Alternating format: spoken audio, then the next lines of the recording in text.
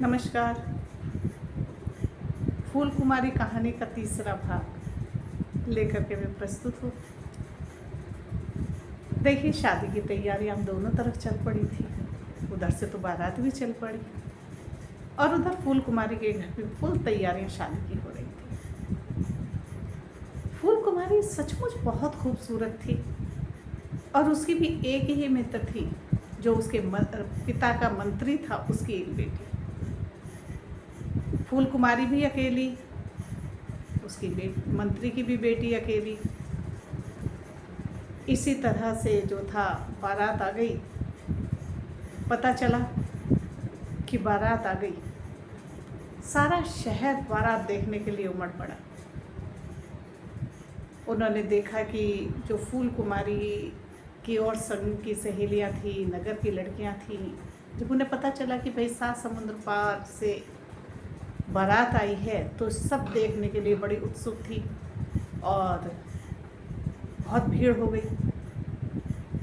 बस अब मंत्री की बेटी ने सोचा, सबसे जब तारीफ सुनी कि भाई राजा का बेटा बहुत सुंदर है, बहुत सुंदर है, तो मंत्री की बेटी ने सोचा कि क्यों ना जाकर के मैं भी बारात देखूं, जिससे नगर की और महिलाएं देख रही हैं। और ये सोच करके मंत्री की बेटी भी वहाँ बारात देखने चली गई। जब उसने उस लड़के राजकुमार को देखा तो वो इतना सुंदर था, इतना सुंदर था कि मंत्री की बेटी खुद उस पर फिदा हो गई। कहने लगी, काश इस राजा के बेटे से फूल कुमारी की जगह अगर जो मेरा विवाह हुआ होता तो कितना अच्छा होता। और ये सोचते सोचते वो घर आ गई। घर आकर के वो राजमहल में गई, राजकुमारी से मिली। कहने लगी राजकुमारी से कि देखो, तुम मेरी बहुत अच्छी मित्र हो, तुम बड़ी अद्भुत हो। रोती हो तो मोती गिरते हैं, हंसती हो तो फूल गिरते हैं, तो तुम्हारी मृत्यु भी बड़ी अद्भुत होगी। उसने कहा, राजा की बेटी ने यानी कि फूल कुमारी ने कहा कि बिल्कुल, मेरी मृत्यु जो है वो बड़ी अद्भुत है। कहने लगी, तुमने सब राज मुझसे बताए, लेकिन क्या अपनी मृत्यु का रहस्य नहीं बताओगी? मैं तुम्हें कोई हानि तो पहुंचाऊंगी नहीं। उसने कहा, ठीक है, मैं तुम्हें बताती हूँ। तो उसने बताया कि जो मेरे पिता का बगीचा है, बगीचे में एक बहुत बड़ा तालाब है और उस तालाब के अंदर बहुत सारी मछलियाँ हैं, सब सुनहरी मछलियाँ, सुनहरा तालाब है वो। उन्हीं मछलियों के बीच में एक रानी मछली है और उस मछली के पेट में एक डिबिया है, डिबिया के अंदर एक हार है, और जो कोई भी उस हार को पहन लेगा, निकाल लेगा, तो मेरी मृत्यु हो जाएगी। उसने कहा, अच्छा। यह सुन करके कहने लगी, ठीक है, मैं तैयार होकर आती हूँ और तुम भी इतने तैयार हो जाओ। तो मंत्री की बेटी भी ये बात का बहाना बना करके राजमहल अपने वापस लौट गई और फूल कुमारी तैयार होने लगी। बस जब फूल कुमारी तैयार हो रही थी तो उसी समय अचानक से उसके सर में दर्द हो गया। मंत्री ने अपनी बेटी को घर में देखा तो कहा, बेटा, आज तुम्हारी मित्र की शादी है, सहेली की, तो तुम घर में क्या कर रही हो? तुम्हें तो राजमहल में जाना चाहिए। तो उसने कहा, हाँ हाँ पिताजी, मैं जाऊंगी, लेकिन आज कुछ मेरी तबीयत ठीक नहीं है। उसने कहा, तो तुम्हें वैद्य को बुला लो। उसने कहा, मैंने बुलावा भेज दिया है। तो असल में उसने वैद्य को नहीं, मछुआरे को बुलावा भेजा था मछलियाँ पकड़ने के लिए।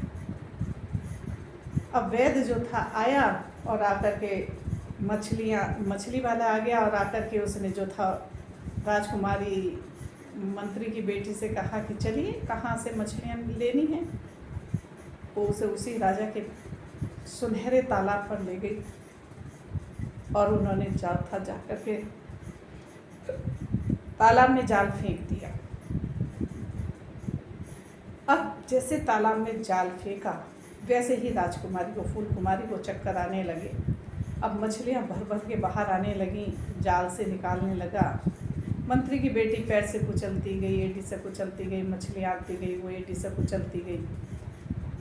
तो उसने जब लास्ट में वो मछली आई, सबसे बड़ी मछली, उसने देखा कि मछली बहुत बड़ी थी, सबसे बड़ी मछली वही थी।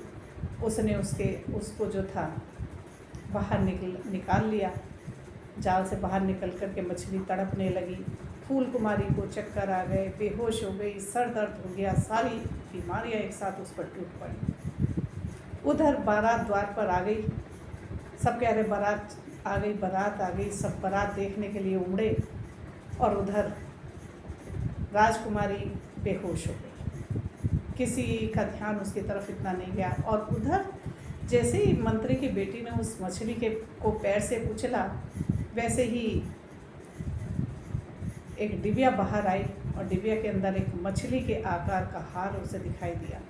उसने वो हार निकाल करके फट से गले में पहन लिया और उसके हार पहनते ही राजकुमारी मर गई। राजकुमारी मर गई, बारात द्वार पर खड़ी थी। मंत्री की बेटी भी बड़ी सज धज करके आई।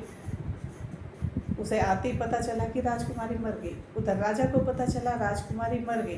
द्वार पे खड़े राजकुमार को पता चला कि राजकुमारी मर गई। वो कहने लगा, जो राजकुमार था, कि अभी अभी सब कुछ अच्छा था, अचानक से कैसे मर सकती है राजकुमारी। उसे कुछ बात समझ में नहीं आई। राजा उसके सामने आया और उससे हाथ जोड़कर बोला, बेटा, मेरी बेटी तो अब इस दुनिया में नहीं रही, उसकी मृत्यु हो गई है। ना जाने किस कारण से उसकी मृत्यु हुई है। अब तुम इतनी दूर शादी करने के लिए आए हो, तो जो मेरे मंत्री हैं वो मेरे बहुत अच्छे मित्र हैं और उनकी बेटी भी मेरी बेटी जैसी है, बहुत सुंदर है उनकी बेटी भी, तो उसके साथ विवाह कर लो। राजकुमार ने कहा, पहले तो उसने मना किया, लेकिन बहुत मिन्नतें करने के बाद राजकुमार ने कहा, एक शर्त है। आप सोच रहे होंगे ऐसी क्या शर्त रखी होगी, तो शर्त मैं आपको बताती हूँ।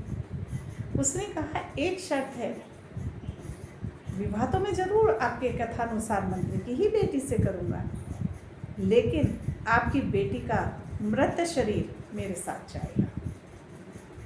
पहले पालकी उसकी उठेगी जिसको मैं ब्याहने के लिए आया था। राजा को बहुत दुख हुआ कि काश मेरी बेटी जिंदा होती तो कितना अच्छा होता, लेकिन चलो, अभी भी वो इसको ले जाना चाहता। कहने लगा, बेटा शौक से ले जाना, अब तो वो मर चुकी है, तुम ले जाओ या यहाँ रहे, उससे क्या फ़र्क पड़ता है। मंत्री की बेटी बहुत खुश, अब उसकी तो सारी इच्छाएं पूरी हो गई। तो उसने कहा कि ठीक है। दोनों का विवाह संपन्न हुआ, बारात विदा हो गई। वही पानी के जहाज़ से बारात विदा हुई, काफिला चलता रहा। उसका मृत शरीर पहले पालकी में रखा गया, आगे आगे वही था, पीछे मंत्री की बेटी की डोली थी। बारात अपने नगर जब पहुंची तो राजकुमार मन से तो बहुत दुखी था।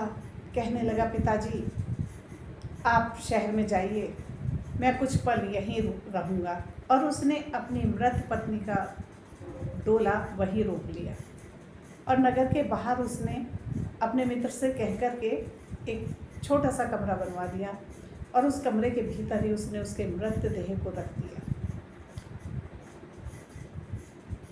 अब मंत्री की बेटी ने क्या किया, कई रोज़ हो गए उसको, तो राजा का बेटा रोज़ सुबह शाम दोनों टाइम उसको देखने के लिए वहाँ आता था, क्योंकि राजकुमारी बहुत सुंदर थी। एक दिन मंत्री की बेटी ने अपने गले का हार निकाल करके खूंटी पर टांग दिया। सोने के समय रात हो गई थी, तो उसने सोचा कि मैं इसको रख दूँ, निकाल करके टांग देती हूँ।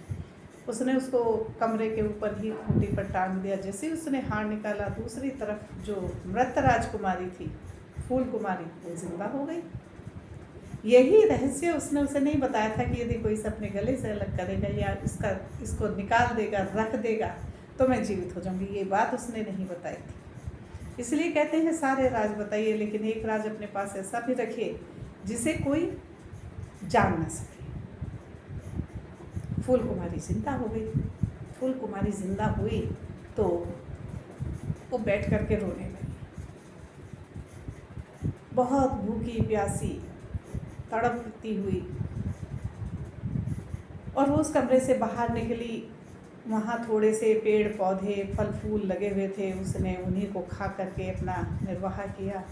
तो जब वो रोई थी वहाँ बैठ कर के, तो बहुत सारे मोती मोती मोती मोतियों के ढेर लग गए थे।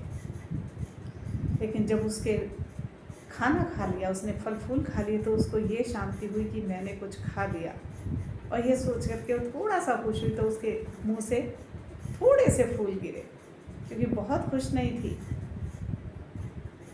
अब इसी तरह से सुबह हो गई, और जैसे ही 4 बजे वो जा कर के अपने बिस्तर पर लेट गई कि अब टाइम होने वाला है, दिन निकलने वाला है, वो हार को पहन लेगी उतार करके, मैं जहाँ होंगी वहीं मर जाऊँगी। तो उसके पहनने से पहले वो अपनी जगह आकर के लेट गई और सो गई। उधर मंत्री की बेटी उठी, उसने सबसे पहले उस हार को पहना। जैसे ही उसने हार को पहना, फूल कुमारी मर गई। बस इसी तरह से चलता रहा जीवन। जब राजकुमार वहाँ आया तो उसे देख करके बड़ा आश्चर्य हुआ कि ये तो जिंदा है। अब अगले भाग में आप मुझे ये बताइए कि राजकुमार बाकी अब क्या करेगा। क्या वो मंत्री की बेटी को कुछ बोलेगा या कुछ सज़ा देगा, ये मैं आपको अगली इसके चौथे भाग में बताऊंगी। तब तक के लिए आज्ञा चाहती हूँ। नमस्कार। ये कहानी आपको कैसी लग रही है, आप कमेंट में ज़रूर लिखिए और मुझे बताइए।